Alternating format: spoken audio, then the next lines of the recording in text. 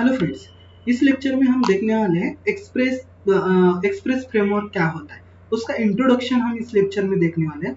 जैसे कि Express is an part of the Node JS का पार्ट है। किसके लिए यूज किया जाता है? तो mini multilist web application framework for the Node JS के लिए। It is an designer to make the building the web applications and API, जो कि आपके एपीआई नोड.js के जो भी एप्लीकेशंस है वो डेवलप करने के लिए हम एक्सप्रेस फ्रेमवर्क का यूज किया जाता है। अभी एक्सप्रेस फ्रेमवर्क ही क्यों यूज करना है? Because of is an simpler and more efficient expressive providing robustic set and features. उसके फीचर्स की वजह से भी हम उसको यूज करते हैं। तो अभी इसको कहाँ कहाँ पे यूज किया जाता है? वेब एप्लीकेशन के साथ तो यूज किया ही जाता है। उसके साथ हम उसको मोबाइल एप्लीकेशंस हो गए, making it is one of the most widely used framework in the Node JS के मोस्ट वाइडली यूज्ड जो फ्रेमवर्क है वो आपका है एक्सप्रेस.js, जो कि नोड.js के अंदर यूज किया जाता है। तो इसके की फीचर्स क्या है? जैसे अभी मैंने बताया इसको यूज किया क्यों जाता है, तो इसके फीचर्स की वजह से हम एक्सप्रेस.js वेब एप्लीकेशन या फिर रेस्टफुल एप्लीकेशन डेवलप करने के लिए इसको यूज किया जाता है। तो उसके देखते हैं उसके फीचर्स क्या क्या है। तो उसका पहला फीचर है आपका राउटिंग।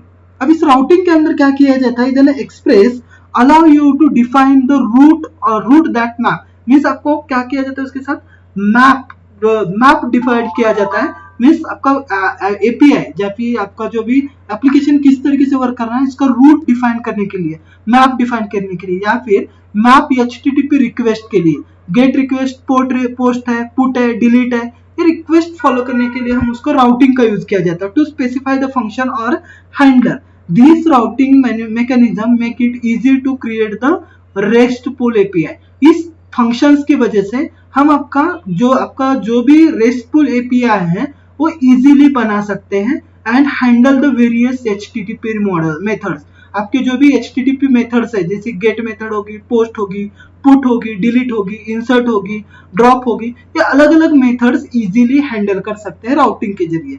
सेकंड आती है आपका मल्टीवेयर या फिर मिडलवेयर किसके लिए यूज किया जाता है? This function are the heart of the Express JS. ये आपका एक्सप्रेस.js का हार्ट है। किसके लिए यूज किया जाता है? They are the function that access the request and response. आपका जो भी सर्वर साइड का होगा या फिर क्लाइंट साइड का होगा, जो भी रिक्वेस्ट आपने पास की है उसके ऊपर हमें क्या करना है? रिस्पॉन्स प्रोवाइड करना है। तो रिस्पॉन्स प्रोवाइड करने के लिए भी हम एक्सप्रेस.js का यूज करते हैं। जैसे कि फॉर एग्जांपल मैंने क्यूरी HTTP के साथ मैंने एक लिंक फॉलो कर दी। जैसे कि मुझे ओपन करना है गूगल ही मैंने ओपन करने के लिए मैंने http://www.google.com डाल दिया। ये जो हमारी रिक्वेस्ट, अभी इस रिक्वेस्ट को कहां से जाना है? क्लाइंट ने रिक्वेस्ट सर्वर को सेंड कर दी है, तो सर्वर के थ्रू मुझे क्या आना है? उसका रिस्पॉन्स मीन्स और गूगल का पेज मुझे क्या होना है? ओपन होना है। तो इसके अंदर जो मिडलवेयर है मीन्स क्लाइंट और सर्वर, इन दोनों के बीच में जो मिडलवेयर है वो मिडलवेयर का काम भी आपका एक्सप्रेस.js करता है।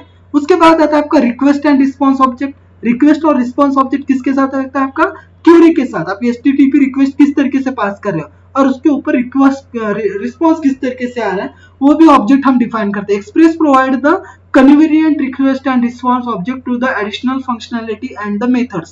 उसके जो भी कन्वीनियंट आपको जो भी ऑब्जेक्ट होगी वो मेथड देना है, रिस्पॉन्सिव जो भी एडिशनल फंक्शनैलिटी होती है वो प्रोवाइड करके देता है, कौन सी मेथड्स प्रोवाइड करके देता है, making the easier to work the HTTP request. आपकी HTTP रिक्वेस्ट इजियर होगी उसके लिए आपको मेथड्स या फिर उसके कन्वीनियंट आपको पास किया जाता है। स्टैटिक फाइल सर्विंग में Express include the middleware for the serving the static files.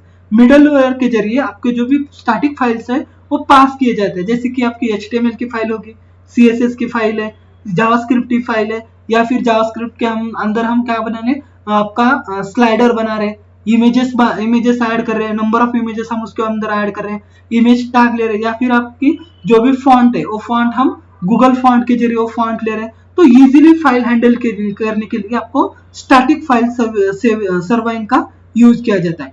Templates, अब ये टेम्पलेट्स क्या होता है? तो बाय डिफॉल्ट अगर ये हमारे पास कोई हम स्टैटिक फाइल नहीं बना रहे या फिर हमारे पास कोई डिजाइन नहीं है तो हम क्या कर सकते हैं? वेब से डाउनलोड, जैसे हमने बूटस्ट्रैप के अंदर देख लिया था, बूटस्ट्रैप के अंदर अगर हमारे पास कोई डिजाइन नहीं है तो उसका टेम्पलेट हम डाउनलोड कर सकते हैं, जिसके हमने उसको थीम में देखा था।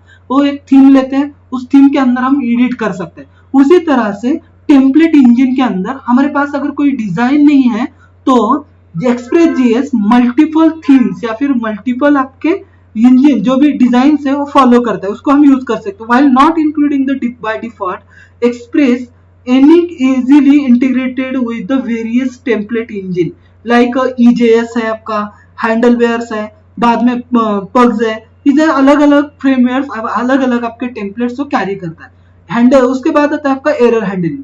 एरर हैंडलिंग में एक्सप्रेस प्रोवाइडर में to handle the error gracefully और including the built in errors, error handling, middleware and the ability to define the custom error handling functions. Express के अंदर ऐसे कुछ फंक्शंस है, ऐसी एबिलिटी है जो आपके बिल्ड इन फंक्शंस या बिल्ड इन एरर या फिर यूजर डिफाइंड एरर भी वो क्या कर सकता है, हैंडल कर सकता है। Is an all about the introduction about the express JS. Next lecture में एक्सप्रेस जेएस की राउटिंग क्या होती है या फिर एक्सप्रेस जेएस का एरर हैंडलिंग किस तरीके से होता है वो हम अभी नेक्स्ट लेक्चर में देख लेंगे।